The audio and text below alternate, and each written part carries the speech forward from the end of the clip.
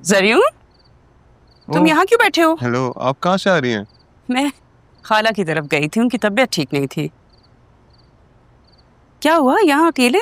मैं बस थोड़ा डैड को मिस कर रहा था और बोर हो रहा था अकेले, इसलिए बाहर आ गया ओपन एयर। तो बतूल को बोल देते, वो तुम्हें कंपनी देती। अरे नहीं नहीं, वो बेचारी रेस्ट करने गई है। आज मैं उसको लेके इतना मार्केट्स में घूमा हूँ, वो थक गई बहुत। बट हमने कल भी जाना है तो इसलिए अच्छा है कि वो रेस्ट करे। But she is so amazing, so caring, माशाल्लाह। आई नो, मेरी बेटी बिल्कुल मेरे जैसी है, कभी कोई शिकायत नहीं करती, हर वक्त एक्टिव रहती है। अब राहा को देख लो भाई, I mean, उसको इतना भी लिहाज नहीं है कि नीचे बैठे हो, अकेले हो, आके थोड़ी गपशप भी तुम्हारे साथ लगा ले। इनफैक्ट उसने तो पहले दिन भी शायद तुम्हारे साथ लड़ाई की थी ना, बदतमीजी की थी। नहीं, वो बस एक मिसअंडरस्टैंडिंग हो गई थी। पता है, बतूल तो है ही बहुत सादी, वो हर बात पे यकीन कर लेती है। मेरी जब शादी हुई तो मुझे बताया गया कि अदील का कोई बहन भाई नहीं है, ये इकलौता है। बाद में तारा भी आ गई कहीं से, और जब बतूल पैदा हुई तो किसी ने राहा को हमारे दरवाजे पे लाके छोड़ दिया। तब से पापा ने और अदील ने बतूल को यही बोला है कि भाई राहा जो है वो तारा की बेटी है, और ये मैडम यकीन करके बैठ गई। Can you imagine? उनकी पसंद की शादी थी तो हो सकता है इस चक्कर में उन्होंने। अरे भाई, क्या हो गया है? फिर भी कोई अपनी औलाद को किसी दूसरे के दरवाजे पे तो नहीं छोड़ के जाएगा ना। मुझे तो बहुत हैरत होती है, मैं सोचती हूँ कि पता नहीं इस लड़की का बाप कौन होगा, किसका खून है ये।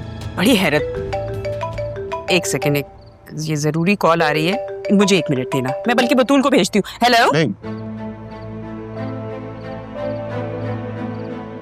मतलब राहा अडॉप्टेड? नहीं, ऐसा कैसे हो सकता है? मैं डैड से बात नहीं, अभी नहीं। डैड परेशान हो जाएंगे। ऑलरेडी वो वहाँ प्रॉब्लम में है, मैं मजीद टेंशन नहीं ले सकता हूँ।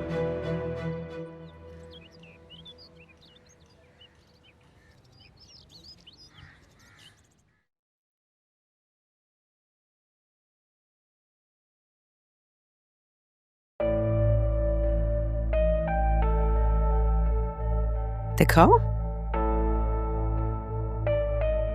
Very nice. जरूर के साथ जा रहे हो? आपको किसने बताया? ये वाला पहनना, this will look nice on you. तुम माँ को नहीं बताओगी तो क्या माँ को पता नहीं चलेगा? भाई मैं भी इस घर में रहती हूँ, मुझे भी खबर है चीजों की। मैं तो कहती हूँ तुम दोनों रोज आउटिंग पे जाया करो। आउटिंग पे नहीं मामा, मार्केट तक जा रही हूँ। सो व्हाट, चली जाओ उसे लेके। अब कोई ढंग का काम कर ही रही हो तो उसे ढंग से करो। राह से सीखो, कितनी तेज है वो, सबको पीछे लगा के रखा है। मामा, आपको इस राहनामा के अलावा कोई काम नहीं है क्या?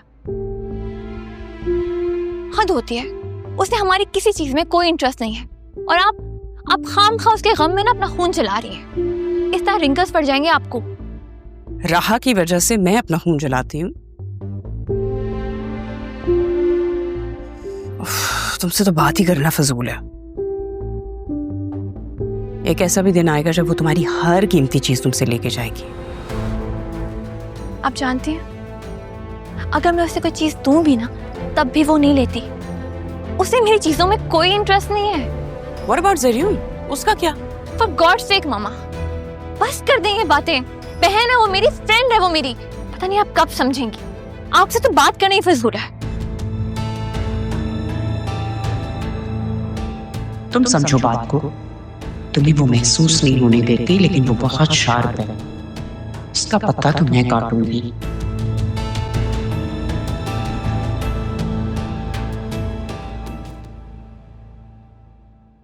पापा। हाँ दिल, आओ आओ। आप ही आ जा।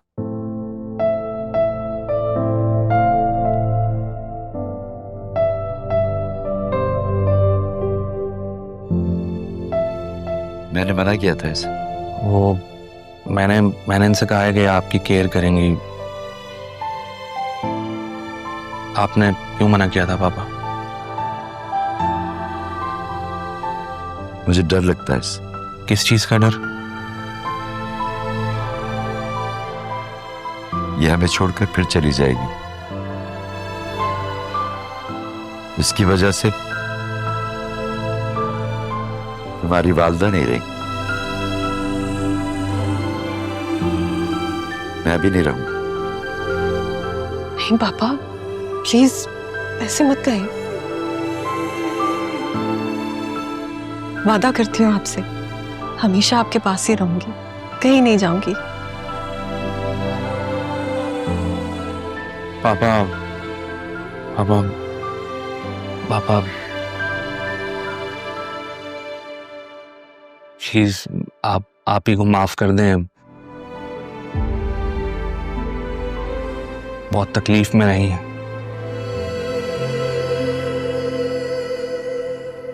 प्लीज। माफ तो मैंने इसे उसी रोज कर दिया जब राहा को पहली बार गले लगाया था। थैंक यू पापा, थैंक यू सो मच।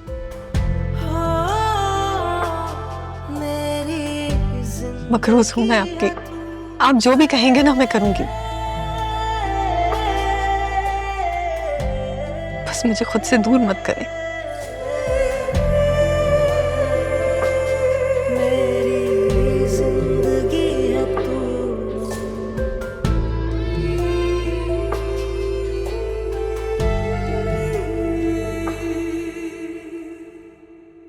राहा, या अल्लाह खैर। कहाँ जा रही हो? मैं तो अपने रास्ते जा रही थी, आपने रोक लिया मुझे। और भाई इधर देखो।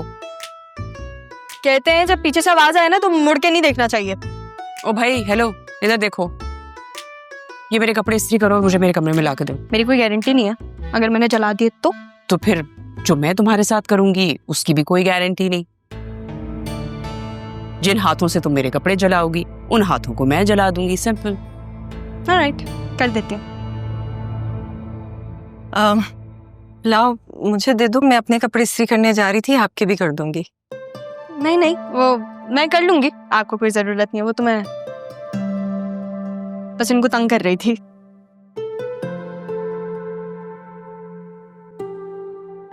अरे दे देना। क्यों भाई, तुम क्यों करोगी? इसको बोला है ये कर देगी। तुम्हारा जितना काम है बस तुम उसी तक रहो। जी। कपड़े इस्त्री करके अंदर भेजो। मैं आपसे एक बात कहूं, या तो मामी के स्क्रू है ही नहीं, और अगर हैं तो बहुत ढीला है। कैसे बर्दाश्त कर लेती हैं आप इन्हें? ये कम वक्त बर्दाश्त करने के लिए कौन ये सब सहता है? हम तो एंजॉय करते हैं। बहुत बहादुर हैं। वक्त ने बना दिया। और मेरे सर के ऊपर भी मामी जैसी माँ होती ना, मैं भी बहुत छुई मुई होती।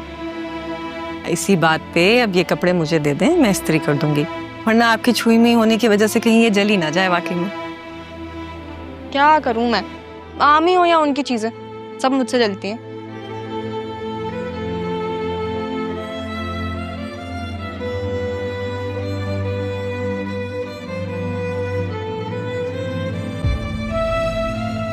कहाँ जा रही थी मैं?